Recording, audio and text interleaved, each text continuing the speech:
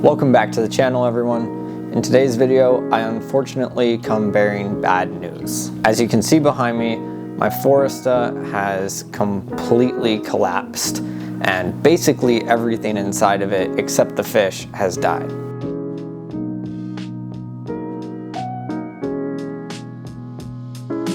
So after being unsuccessful in trying to revive everything, I made the executive decision, and today I'm rescaping the UNS Foresta.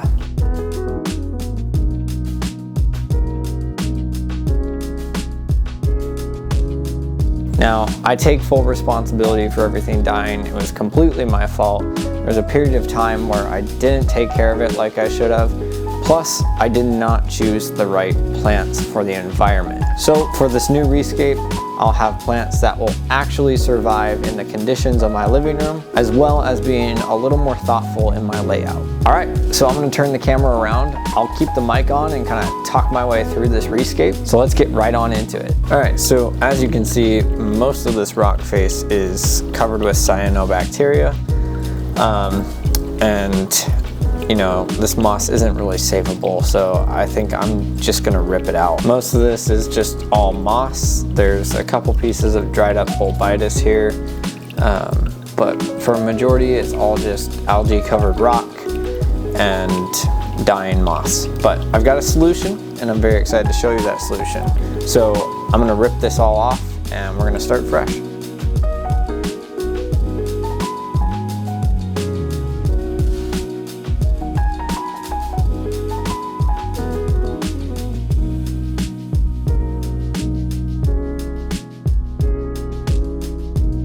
Alright, so I've got most of the moss off the rock. As you can see, there's a lot of dead plant matter, so I'm gonna have to get a toothbrush and clean that all off. And then after that, I'll take on the moss wall.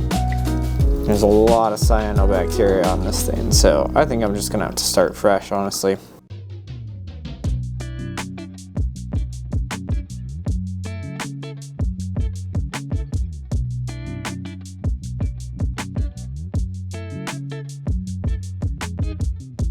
Alright, so everything is stripped down now. Got the moss off the wall, took the top rock off. The rock face itself is completely clean now and ready to go. These plants down here are actually very secure on the rock, so I'm not going to worry about them. But the next step is actually to remove most of this sand, and I'm going to replace it with aquasoil.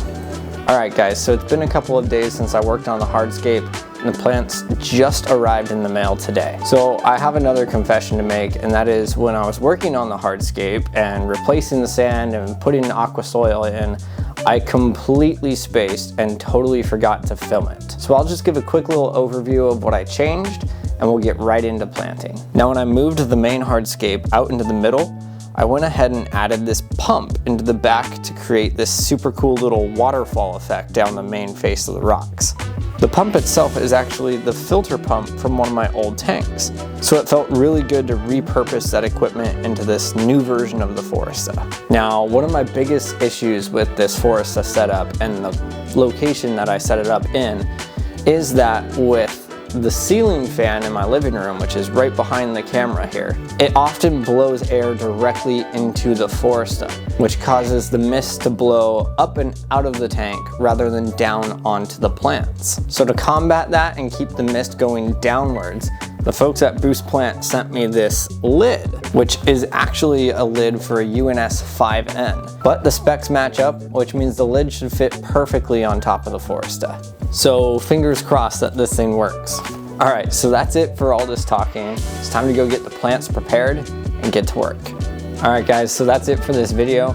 I was up fairly late last night planting this thing, but I'm very excited with how it turned out. I'm very pleased with its result. So thank you for sticking around to the end of this video. If you haven't already, go ahead and subscribe to the channel. It really helps a small account like mine grow. And as always, I'll see you guys in the next one.